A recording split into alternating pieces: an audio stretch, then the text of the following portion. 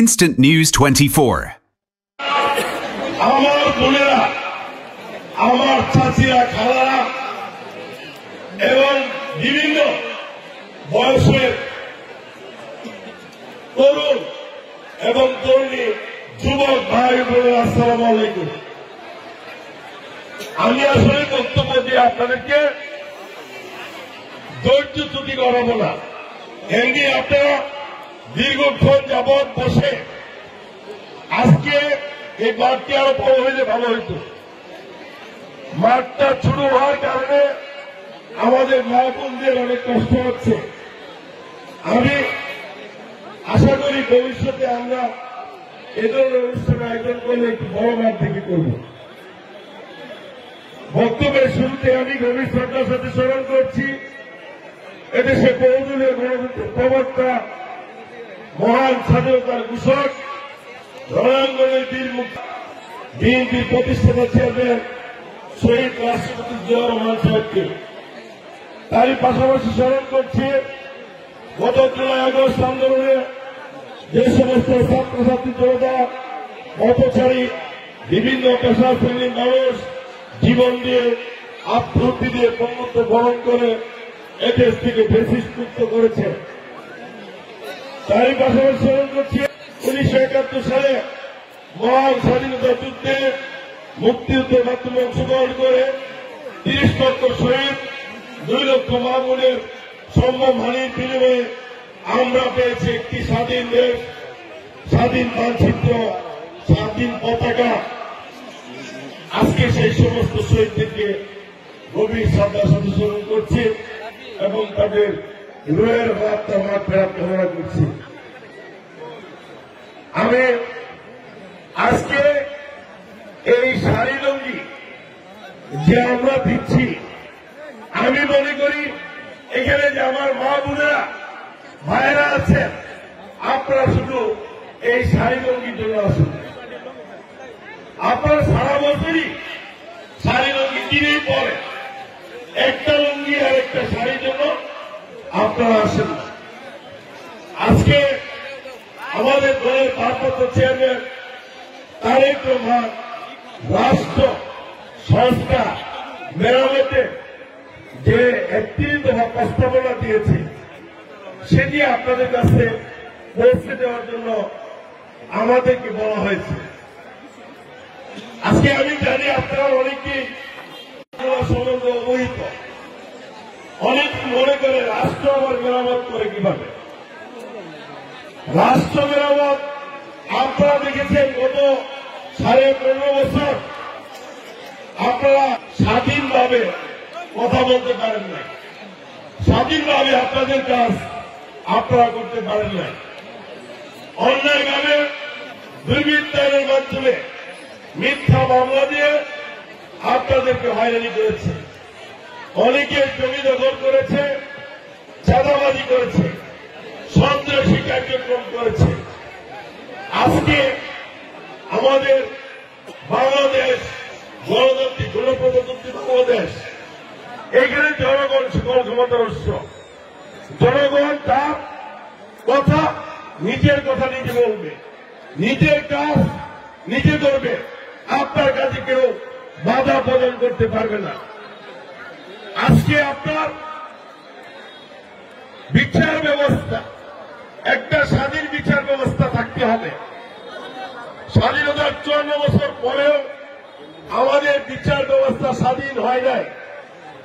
এইখানে লগ্ন হস্তক্ষেপ করে যখন সরকারে আসে তারা এসে বিচারের উপরে হাত দেয়। কাজে আমরা চাই যারা প্রকৃত অপরাধী, যারা দোষী, তাদের বিচার হবে। অন্যায়ভাবে কাউকে হ্যাস্ত করা যাবে না, হ্যারাসমেন্ট করা যাবে না, মিথ্যা মামলা দেওয়া যাবে না। গত 15.5 বছর আপনারা জানেন যে 5,500 লোককে গুম দেওয়া হয়েছে, প্রায় বহু মানুষকে হত্যা করা হয়েছে। আজকে দিনের পর দিন গত 15.5 বছরে লক্ষ লক্ষ হাজার হাজার মিথ্যা মামলা দিয়ে দিনের পর দিন, রাতের পর রাত, বছরের পর বছর জেলে রাখা হয়েছে। অথচ ওই ব্যক্তি জানে না তার অন্যায় কি, তার সন্তান, তার ফ্যামিলির লোকেরাও জানে না যে তাদের আসলে অন্যায়টা কি।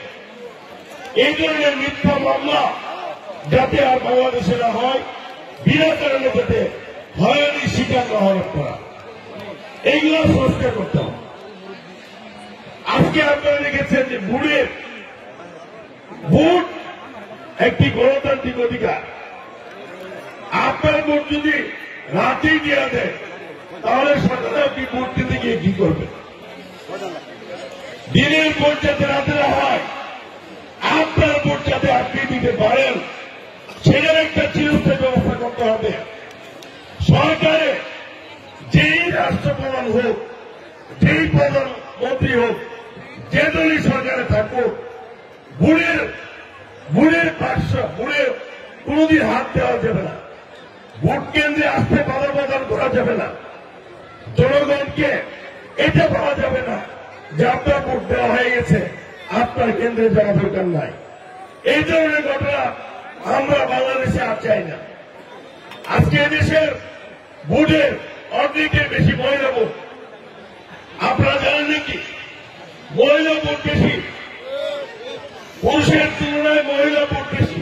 কাজে বৃহৎ একটি অংশ মা বোনদেরকে বাদ দিয়ে এদেশে সুষ্ঠু নির্বাচন সম্ভব নয়। কাজে আপনারা যে ভোট কেন্দ্র বিমুখ হয়েছে, আগামী দিনে যাতে স্বতঃস্ফূর্তভাবে ভোট কেন্দ্রে যেতে পারে সেটার ব্যবস্থা করতে হবে। সেইটা একটা রাষ্ট্র মেরামতের একটা প্রস্তাবনার মাঝে এই শব্দটি আছে। আপনার ভোট আপনি দিবেন, যাকে খুশি তাকেই দিবেন। এখানে আমাদের যেহেতু আমি বিএনপি করি, আমাদের মার্কা দাঁড়িয়ে, আমাদের নেতা কর্মীরা আপনাদেরকে বলতে পারবে চাষিরা, মায়েরা, খালারা, ভাবিরা, আপুরা, আমাদের দাঁড়িয়ে শীত মার্কায় একটা ভোট দেন, আমাদের প্রার্থী এটুকু বলতে পারবে। আজকে আমি মনে করি যে অন্তর্বর্তীকালীন সরকারের অধীনে যে নির্বাচনটি হবে, ওনারা আশা করছে যে বাংলাদেশের ইতিহাসে সবচেয়ে স্মরণীয় একটি ভোট তারা বাংলাদেশের জনগণকে উপহার দিবে। আজকে এই ভোট কেন্দ্রে যাওয়ার জন্য বিএনপি এবং তার অঙ্গ সংগঠনের কর্মী সমর্থক যারা আছে, তারা প্রত্যেকটি মানুষের ভোট কেন্দ্রে নিরাপত্তা দিবে। রাস্তা দিয়ে যাবে এবং আসবে, বাড়ি পর্যন্ত কেউ যাতে কোনো বাধা প্রদান না করে।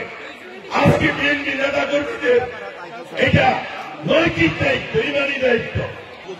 আপনারা ওই বিগত দিনের মতো ওইরকম চিন্তা না করে আপনারা আপনাদের ভোট প্রদান করার জন্য কেন্দ্রে যাবেন, এটুকু আহ্বান আমি আপনাদেরকে রাখছি।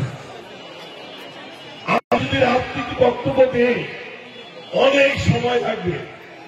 এই রাজনীতি যে রাষ্ট্র মেরামতের যে একত্রিত দফা, এগুলো আমাদের দলের এবং অঙ্গ সংগঠনের নেতা কর্মীরা বাড়ি বাড়ি গিয়ে আপনাদেরকে একটি দফা সম্বন্ধে ধারণা দিবে। তারেক রহমান একটি ধারায় বলেছেন কোন ব্যক্তি পরপর দুইবারের বেশি প্রধানমন্ত্রী হইতে পারবেন না। একজন ব্যক্তি দুইবারের বেশি প্রধানমন্ত্রী হইতে পারবেন না। আমাদের অনেকগুলো ধারা, এইগুলো বললে অনেক সময় লাগবে। এগুলো আমি ততক্ষণ আপনাদেরকে বুঝাবো। আমি আশা করি এখানে আজকে দেখেন পড়ালেখা প্রত্যেক বাড়িতে শিক্ষিত লোক আছে, কিন্তু শিক্ষিত সন্তান এবং সন্তানের যে ওয়াইফ বা স্ত্রী, তারা তাদের মা বাবাকে যত্ন নেয় না, খোঁজ খবর রাখে না ভালোভাবে।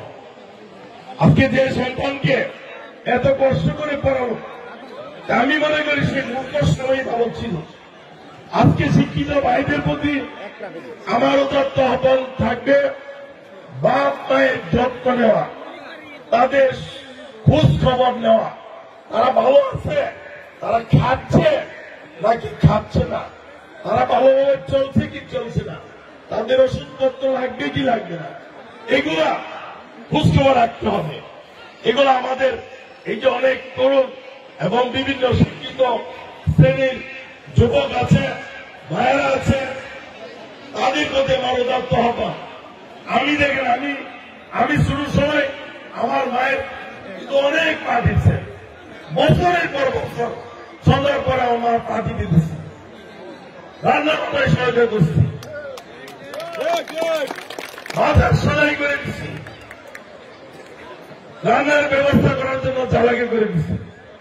আমি অনেকেই জানে যে আমার মা জীবিত আছে, আমার বাবা জীবিত নাই, আমার মার জন্য আলাদা বাড়ি করে দিয়েছে। সেটা বলবো, এই কথা বলার কারণ আমরা একটি মানবিক বাংলাদেশ গড়তে চাই। বৈষম্যহীন মানবিক বাংলাদেশ যদি গড়েন, তাহলে অবশ্যই মুরব্বীদেরকে সম্মান করতে হবে, বাপ মায়ের যত্ন নিতে হবে, আত্মীয় স্বজনের খোঁজখবর রাখতে হবে। আমরা এই মানবিক বাংলাদেশ গড়ার কার্যক্রম আনছে প্রস্তাব পেশ করেছেন, উনি যে প্রস্তাব দিয়েছেন সেটার জন্য আপনাদের সবার সহায়তা চাই। সর্বস্তরের মানুষের সহায়তা নিয়ে আগামী দিনে আমরা একটি মানবিক বাংলাদেশ গড়ব, এই আশা ব্যক্ত করে আপনারা দূর দূরান্ত থেকে অনেক কষ্ট করে শাড়ি নেওয়ার জন্য এবং লঙ্গি নেওয়ার জন্য এসেছেন। আমি এটা বলবো না, আমার সাথে দেখা করার জন্য, আমার কথা শোনার জন্য আসছেন আমি মনে করি। সেই জন্য আপনাদেরকে অনেক বেশি ধন্যবাদ জানাচ্ছি, কৃতজ্ঞতা প্রকাশ করছি। স্বল্প সময়ের মাঝে হয়তো আপনাদের সাথে আবার দেখা না হতে পারে, সবার সাথে আবারও আপনাদের সাথে দেখা হবে এই আশা করে ধন্যবাদ জানিয়ে আমি আমার বক্তব্য শেষ করছি। খোদা হাফেজ। বাংলাদেশ জিন্দাবাদ, বাংলাদেশ জাতীয়তাবাদী দল জিন্দাবাদ, শহীদ জিয়া মোহাম্মদ এবং বাংলাদেশ জিন্দাবাদ, আগামী দিনের রাষ্ট্রনায়ক তারেক রহমান জিন্দাবাদ। আপনারা সবাই ভালো এবং সুস্থ থাকুন।